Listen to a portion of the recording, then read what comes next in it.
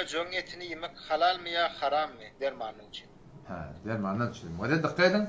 Möjüň etinin haramlygyna şek yok. Emma derman diýip bireger möjüň etini ýemer bolsak, 5 tane ulamany şert etdir.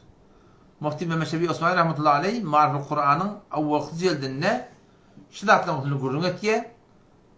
Allama Şamil rahmetullahi aleyh tedavi bil haram bilen dawalanmaklyk diýipdir. 5 tane şert etdiler öwede. Haýdy bir haram bolsun, hakda arak bolsun, şarap bolsun, şotorunda kişilik okul kirifi bolsun, yılan bolsun, möjek bolsun, her bir dak bolsun. Haram zatdan kullanjak bolsak dermandan çyry awal başdan halallan derman tapylmaýan bolmaly. Halallan derman mutlaka izady ýok.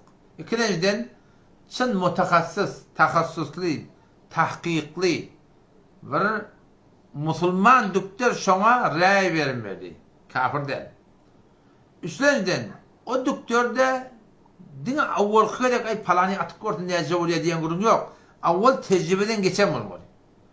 Dördünciden derman mygdary atmaly. Peýdalanmaly. Beşinciden onun lizzet alıp keyfine barahy etmelidir. Şu turatynda haýdy bir haramdan kullanmaklyk, şu turatynda peýdalanmaklyga ijady berdi.